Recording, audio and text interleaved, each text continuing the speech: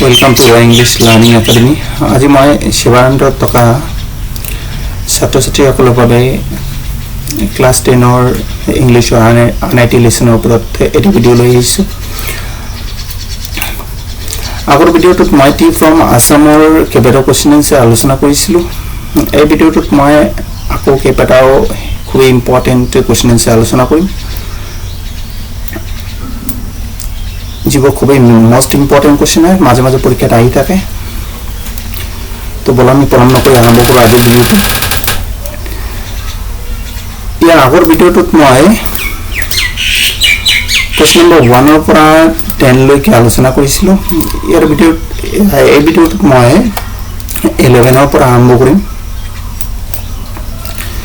तो 11 number question हल what had Rajveer never seen before. राजवीरे आगते की देखा ना आसिल। आंसर हो Rajveer had never seen so much greenery everywhere before. राजवीरे आगते इमान हेउजिया चारिওফালে हेउजिया কত দেখা না आसिल বা চাৰিওফালে हेउजिया দেখা না आसिल কাৰণ যেটো লেসনটো অলৰেডি পঢ়াইছে বা পঢ়িলে গম পাব ৰাজवीर আছিল এজন দিল্লী ল'ৰা। नेक्स्ट क्वेश्चन ला आइसो खूब important question what was the scenery outside the train seen by Rajveer. राजवीरे ट्रेनर बाहिरत देखा सिनारी माने दृश्य की আছিল বা কি আছিল। এই क्वेश्चनটো আকৌ अनेक ধৰণে থাকিব পাৰে। What was the scenery outside the train seen by Rajveer while going to Upper Assam. যেতিয়া अपर आसाम লৈ গৈ আছিল ট্ৰেনেৰে তেতিয়া হিতে বা राजवीरे ट्रेनर बाहिर साइडत ट्रेनर बाहिरत की दृश्य देखिब पाइছিল। नेक्स्ट क्वेश्चन ए क्वेश्चन तो आको अनेक धरणे हो पारे। What magnificent view did Rajveer see outside while going in the train. ट्रेनत गई थका अवस्थात राजवीरे की मैग्निफिसेंट व्यू माने आकर्षणीय बा जाकजमक दृश्य देखिब पाइছিল। Next question describe the tea garden seen by Rajveer. राजवीरे देखा চাহ বাগিচা বৰ্ণনা কৰিব গৈছে। और एक क्वेश्चन तो अनेक ধৰণে থাকিব পাৰে। How did Rajveer describe the beauty of a tea garden in Assam. राजवीरे केनेকৈ आसाমৰ চাহ বাগিচাৰ দৃশ্য বা সৌন্দৰ্য বৰ্ণনা কৰিছে। तो आंसर হ'ব while going to upper assam মানে upper assam গৈ থকা অৱস্থাত Rajveer saw a magnificent view outside of the train। राजवीरे ट्रेনৰ বাহিৰত খুব আকৰ্ষণীয় বা জাকজমক দৃশ্য দেখিব পাইছে। অল এক্ৰছ দ্য ল্যান্ডস্কেপ মানে প্ৰাকৃতিক সৌন্দৰ্য মানে পুৰা প্ৰাকৃতিক সৌন্দৰ্যটো কেনেকুৱা আছিল। there was a green view of a tea plantation মানে পুৰা প্ৰাকৃতিক সৌন্দৰ্যটো একেবাৰে চাহ গছৰে কি আছিল বা চাহ খেতিৰে পৰিপূৰ্ণ আছিল। the soft green paddy fields gave away to tea bushes। তাৰ পিছতে দেখিব পাইছিল the soft green paddy fields মানে ধাৰণি পথাৰবোৰ একেবাৰে চাহ গছৰ পিনে হে গৈছিল। against the backdrop of hills তাৰ পিছত পাহাৰৰ পিছফালে বা পাহাৰৰ কাষত tea bushes are spread like a sea। আৰু ট্ৰেনৰ পৰা তেওঁ দেখা পাইছিল যে চাহ গছবিলাক একেবাৰে এনেকে বিয়পি আছিল পাহাৰৰ কাষত সমুদ্ৰৰ নিচিনা দেখা গৈছিল। নেক্সট কোৱেশ্চন আহিছো 13 নম্বৰ দিয়া আছে। what did Pranjal and Rajveer see in the train compartment। Rajbir আৰু প্ৰাঞ্জল আৰু ৰাজবীৰে ট্ৰেইন কম্পাৰ্টমেণ্টত কি চিপ কৰা। চিপ মানে হ'ল মানে গৰম বস্তু বা চাহ নিচিনা বস্তু যে খোৱা উচুপি অলপ খোৱা সেইটো চিপ বুলি কোৱা হয়। তো ৰাজবীৰ আৰু প্ৰাঞ্জল আৰু ৰাজবীৰে ট্ৰেইন কম্পাৰ্টমেণ্টত কি বস্তু খাইছিল।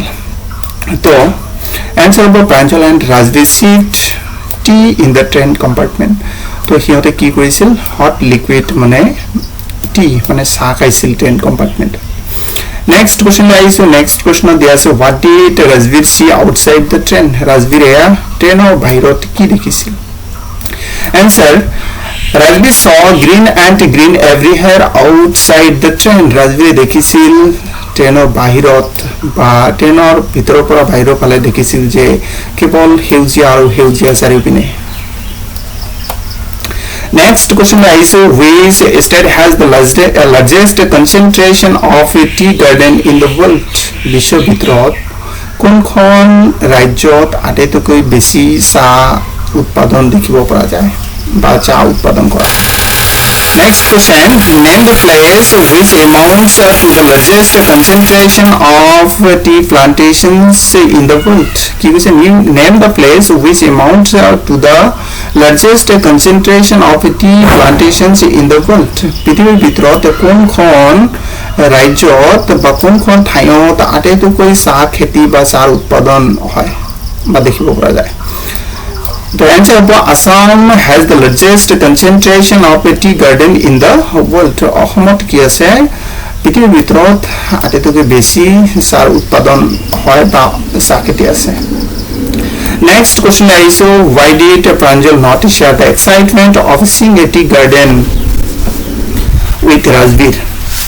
তো Pranjal কি কৈছে কোশ্চেনটো কি কৈছে why did Pranjal not share প্ৰাঞ্জলে কিয় শেয়াৰ কৰা নাছিল মানে অংশগ্ৰহণ কৰা নাছিল the excitement of seeing a tea garden with ৰাজবীৰে যেতিয়া চাহ বাগিচা চাই উত্তেজিত হৈছিল বা এক্সাইটেড হৈছিল তেতিয়া প্ৰাঞ্জলে কিয় তাৰ আনন্দত বা উৎসাহত শেয়াৰ বা অংশগ্ৰহণ কৰা নাছিল Answer above Pranjal was born and brought up in a tea garden প্ৰাঞ্জলৰ জন্ম চাহ বাগিচাতে হৈছে আৰু তেওঁ চাহ বাগিচাতে ডাঙৰ দীঘল হৈছে so he did not share the excitement of seeing a tea garden with Rajbir সেইকাৰণে তেওঁ ৰাজবীৰৰ লগত ৰাজবীৰে যেতিয়া চাহ বাগিচা চাই এক্সাইটেড হৈছিল সেই এক্সাইটমেন্টত তেওঁ শ্বেয়াৰ কৰা নাছিল কাৰণ প্ৰাঞ্জলৰ দুটাকেইজন কি আছিল চাহ বাগিচাৰ মেনেজাৰ আছিল পিছত পাব নেক্সট কোৱেশ্চন আহিছো নেক্সট কোৱেশ্চন দিয়া আছে What presented a magnificent view? মানে কি এটা আকৰ্ষণীয় বা জাকজমকৰ দৃশ্য আগবঢ়াইছিল The answer about the beautiful tea gardens presented a magnificent view. ধুনীয়া চাহ বাগিচাবোৰে এটা জাকজমকৰ দৃশ্য বা আনন্দদায়ক দৃশ্য প্ৰদান কৰিছিল বা আগবঢ়াইছিল Next question, what did the Chinese emperor do before drinking water? Chinese সম্রাটজনে What did the Chinese emperor do? Chinese সম্রাটজনে কি কৰিছিল before drinking water? মানে পানী খোৱাৰ আগতে Chinese সম্ৰাটজনে বা Chinese emperorজনে কি কৰিছিল? To answer what the Chinese emperor used to boil water before drinking water. তো Chinese সম্রাটজনে কি কৰিছিল? The Chinese emperor used to boil water. Chinese সম্ৰাটজনে কি কৰিছিল পানী বয়েল কৰি খাইছিল বা the Chinese emperor used to boil water মানে পানী কি কৰিছিল বয়েল কৰিছিল before drinking water মানে পানী খোৱাৰ আগতে Chinese emperor জনে কি কৰিছিল পানী বয়েল কৰিছিল